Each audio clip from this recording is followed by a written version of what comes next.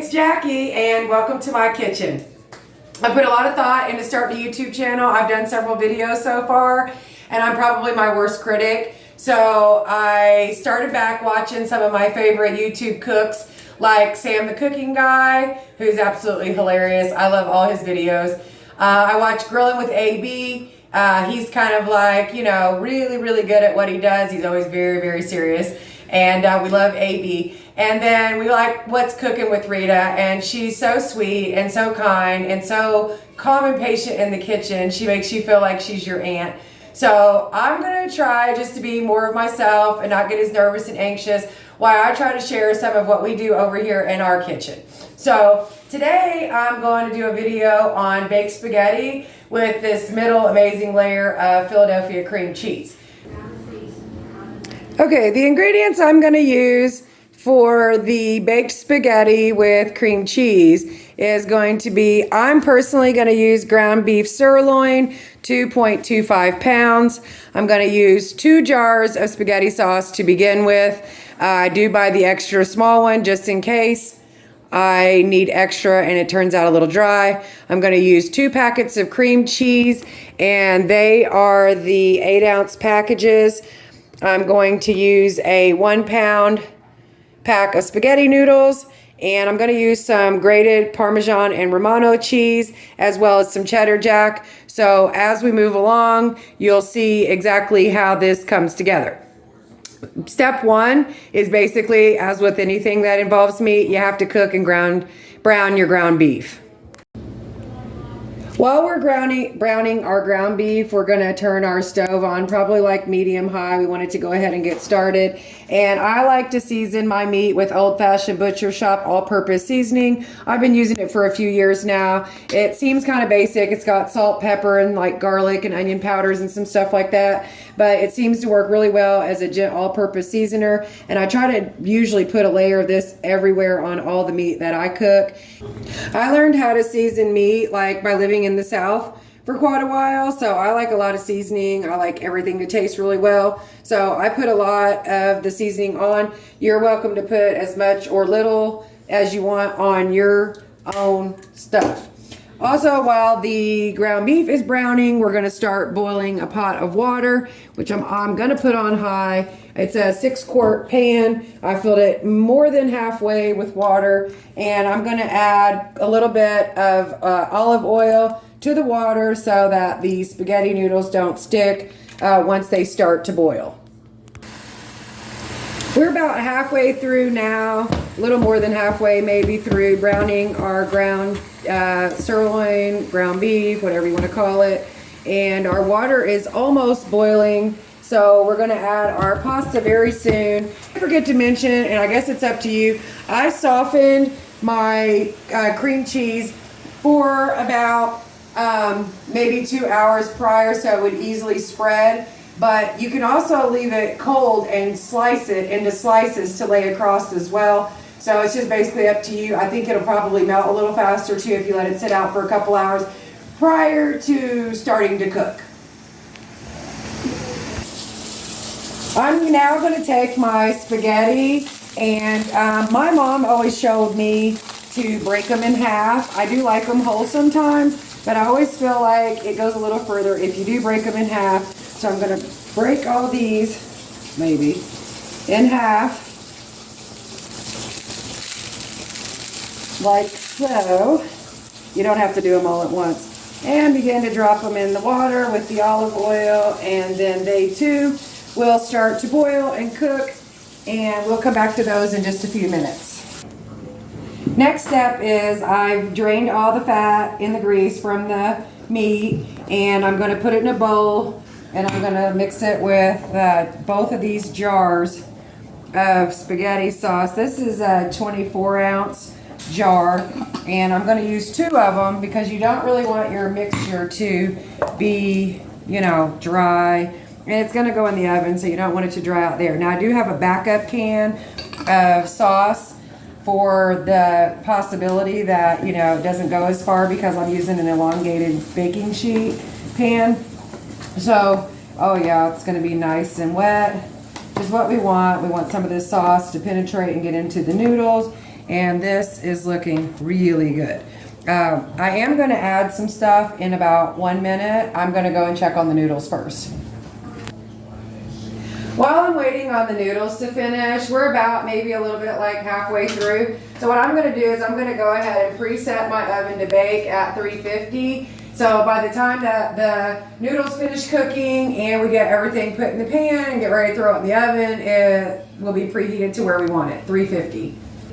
So once your pasta's done and you drain all the water from it, then you start making your pan full of stuff so that you can get it popped in the oven. So I'm going to start off by putting the sauce meat mixture in a very small, you don't want it like super thick because you don't want it to kind of go over the top, and you're going to use some more of this meat in another layer. So you want it to be super thin and just barely cover the bottom to put an added layer of sauce and stuff underneath of the pasta. So I'm going to smooth it out, make sure I got some in every little crack, and then save the rest for the next layer. Now, everybody kind of likes spaghetti. My daughter went through this phase where she was like, oh, I'm not eating that. Just give me the noodles plain with some butter on them. And then she'd add some cheese. And little by little, the years went by, and now she's back to eating spaghetti again. Go figure. So we're going to put that, and then we're going to put a layer of noodles on top. And you also don't want to make these thick because you're going to add some more stuff. But you do want to use as many of the noodles, but you want to kind of spread them out so that they're not completely stacked high. If you don't use them all and your pan gets full, that's probably okay. You'll just have a lot of meat and sauce, which in my book is really good. The noodles are what is the filling part, so you kind of want to use a lot, but not so many that you can't see the other layers. Now, this pasta is super hot, which is why I'm spooning it out with this spoon thing, pasta spoon, whatever they call this. And I'm using this so that I can break them apart, shake them free. And I'm probably going to have a little bit left over in case my daughter decides she wants noodles with butter and cheese.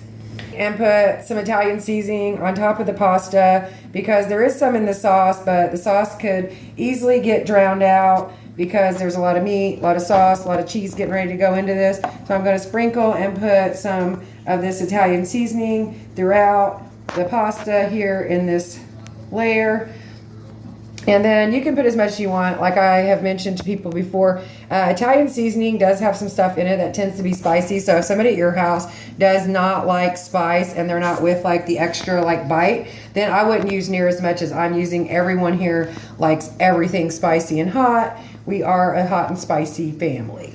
So I've put quite a bit on there. Next, I'm going to go ahead and put a layer of Parmesan and Romano grated cheese. You can use whatever. If you don't like the Romano mixture, or you like just Romano or just Parmesan, you're welcome to do this basically however you want. But this mixture is really good because Parmesan and Romano go really well together on Italian dishes and like spaghetti. Now I'm going to put a nice bit. I want it to fall down in between the pasta noodles, so because it will melt. A lot of people think this cheese doesn't melt, but it actually does. So I want to get it down in between the noodles really good and make sure that I have some on every section of the dish.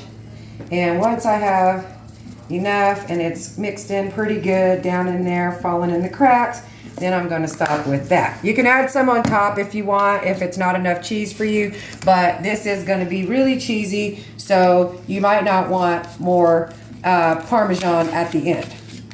So I did tell you that I thawed these out or like softened them on the countertop for the last couple of hours. And so I'm going to put them in a bowl and I'm going to kind of mix it up to make it where it's like, you know, smooth and creamy. And then after that, I'm going to smear it on top of here. So as you can see, we have everything ready now. I've got the cream cheese the way I want it. I like to kind of make it look like, I guess, like icing or something, just because I like to smear it and spread it. As I mentioned earlier, I'm sure you could probably leave it cold and then it would probably slice really well, and you could just lay the slices across if you made them thin. So I'm going to take the cream cheese now and I'm going to smear it on almost like a cake without getting the noodles to come up. And I'm going to keep smearing, like I want a whole layer to go across of the cream cheese. I want it all to go evenly, smooth. Cream cheese is so yummy that you want to make sure you have enough, and 2 should be enough to cover the whole entire thing. I'm going to put it like this. I'm going to scoop and drop and hope, because I do have a little bit more in the fridge if I need it, but I'm thinking that 2 should be plenty.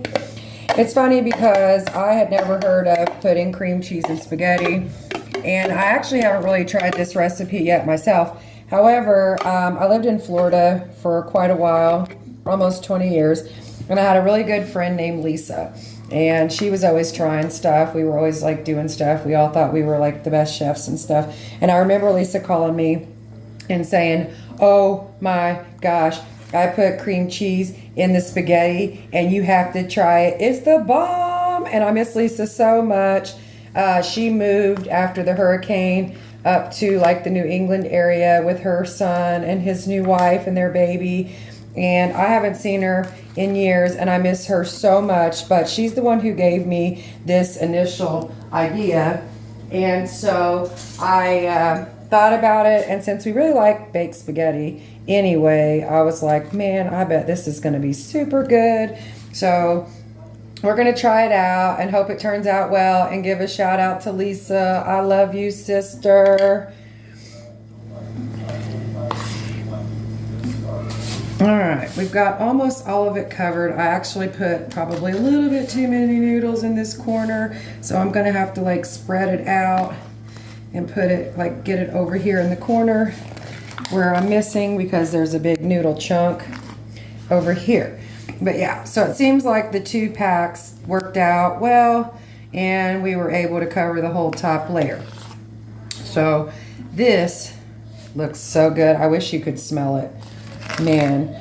All right, now that we're done with that, we're going to go ahead and we're going to put the next layer, which is the meat and sauce mixture again. We want to come up pretty close. We're going to probably use almost all this, and we're going to have it come up almost to the top, because of course we're going to have a top layer of nothing but cheese when we get ready to put it in the oven. So we want to use all this. It's going to, when the cheese melts, the cream cheese starts to melt under. This sauce should run through, and we should have meat and sauce running through our dish from the top and bottom. So there should be no possible way. I've used all the sauce, all the meat mixture, spread it on top. So as this cream cheese layer starts to melt, this should run down. We're going to have sauce coming from the top and the bottom, and this is going to be spectacular. So the only thing left that we're going to do before we pop it in the oven, our oven is ready and preset at 350. I'm going to use cheddar jack. It is shredded mild cheddar and Monterey Jack cheese, and I'm going to just use the whole bag. I never feel like you can ever have too much cheese. So I'm going to use this whole bag, kind of spread it out on here. You know, it's going to melt and kind of run anyway. So if you don't have a spot where there's some cheese, it will all kind of come together at the end. As I put this in the oven, I'm going to put it on the middle rack so that it cooks evenly. I always like to put this in the middle, and then I always like to put a pan under, because I just don't want the boiling over to cause a big mess in the oven. So this is going to bake on 350 for around 30 minutes, and then we will come back and see what's going on. 5 seconds left, and that's 30 minutes in. So now we're going to remove the baked spaghetti with the cream cheese center. Oh wow, yummy. This looks really good. And it didn't spill, so that is a great situation. All right, so we're gonna let it sit on top of the stove for about, maybe like a minute or two so it can settle.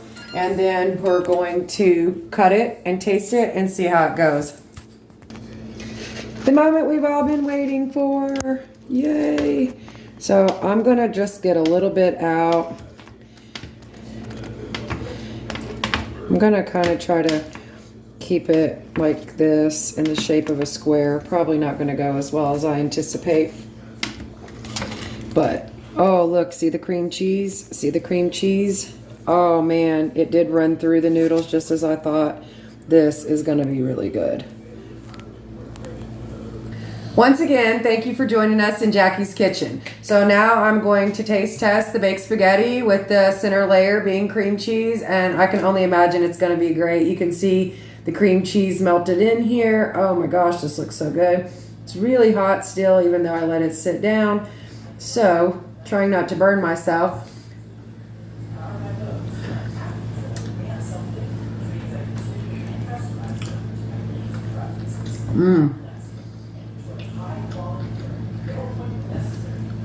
It's really good.